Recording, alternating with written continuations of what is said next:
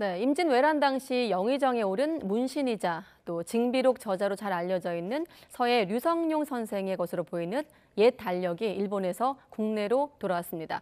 이 사료엔 특히 충무고 이순신 장군의 최후 모습이 기록돼 있어 특히 주목을 받고 있는데요. 노승석 여해고전연구소장과 함께 이 내용 들어보겠습니다.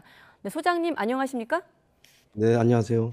네, 제목만 보시고 이름이 비슷해서 영화배우 다이어리인가 싶으신 분들도 계실 것 같은데 네, 류성룡 비망 기임 대통령 직접 좀 소개해 주시죠.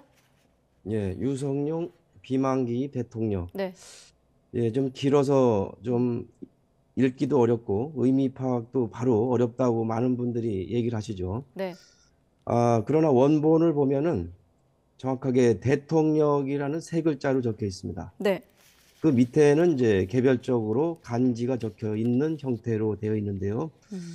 원래는 이제 대통령으로 되어 있는데 대통이라는 의미는 크게 통일해서 누구든지 사용할 수 있는 책력이다 이라는 의미로 바로 대통령이라는 세 글자로 의미를 써왔던 것인데요. 네, 누구든지 이 대통령이라는 것을 사용할 수가 있었던 것이죠. 1년에 예, 대한 365일에 대한 메모리 형태로 쭉 기록이 되어 있고 여기에는 특히 조선 사회에서는 이제 음양오행 간지와 대입을 해서 별자리 등을 이제 기입을 해가지고 그날 그날의 길흉을 따집니다. 어느 날에는 길하고 어떤 일을 네, 해야 좋고 자 이런 것들이 적혀 있는 게 바로 대통령이죠. 자 근데 이건 누구나 쓸 수 있는 게 대통령이지만은 예, 유독 유성룡 비망기입이란 말을 붙인 것은 왜 그럴까 생각을 해볼 필요가 있는데요. 네, 바로 유성룡 선생만의 특별한 기록들이 들어있기 때문에 유성룡 비망기입이란 말을 붙인 거죠. 그럼 비망기입이란 말은 어떤 말인가?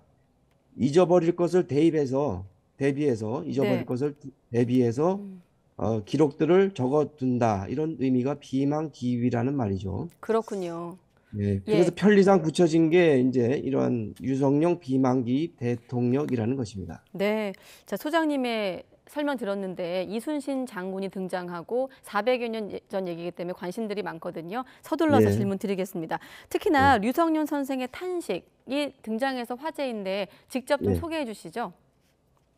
탄식이 네. 참 마지막 구절에 음, 오호라 이런 네. 한자로 되어 있습니다. 5호. 원본을 보시면은 이제 좀 상당히 일반인이 보기 어려운 상태로 적혀 있는데요. 네.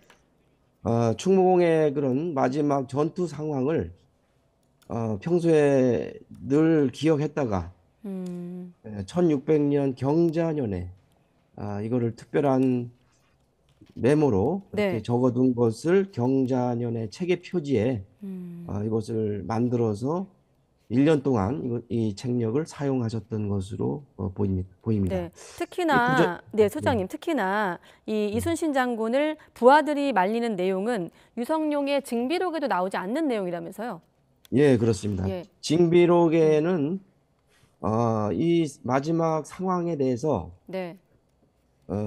탄환을 맞았다라고만 나옵니다. 음, 근데 여기에는 좀 더 구체적으로 이순신 장군께서 직접 활과 돌을 무릅쓰고 나아가려고 하니까 부장들이 진두지휘하는 것을 말리며 말하기를 원문에는 대장불의 자경이라고 되어 있죠. 예. 대장께서 스스로 어, 가볍게 하시는 것은 가볍게 하시는 것은 마땅치 않습니다. 네. 스스로 가벼이 해서는 안 되십니다.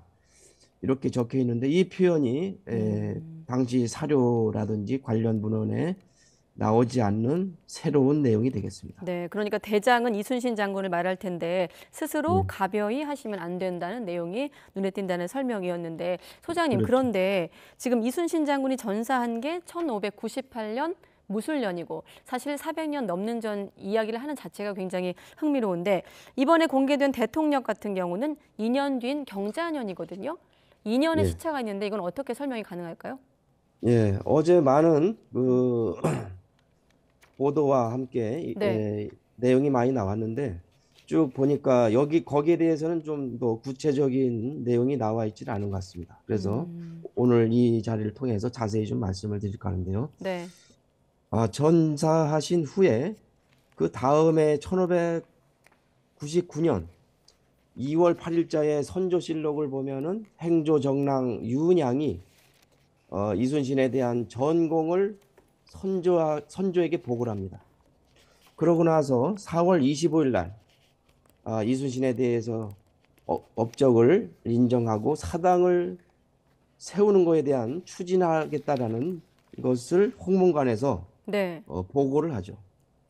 자, 그 뒤에 1600년 1월 29일에 선조는 직접 언급을 합니다. 그동안 이순신에 대한 사당을 국가 차원에서 세우는 것에 대해서 처음으로 이야기가 됐었는데 지금까지 세워지지 않은 것 같은데 지금까지 뭘 했느냐라는 질책성의 얘기를 합니다. 네. 이 과정을 봤을 때는 전사 후에 1599년 이때가 기해년이죠. 이때부터 충무공에 대한 업적에 대한 평가가 이루어졌고 사당까지 최초로 건립해야 된다는 이야기가 선조로부터 직접 나왔던 것이죠. 네. 이런 분위기 속에서 조정의 분위기에 맞춰서 유성룡 선생도 네.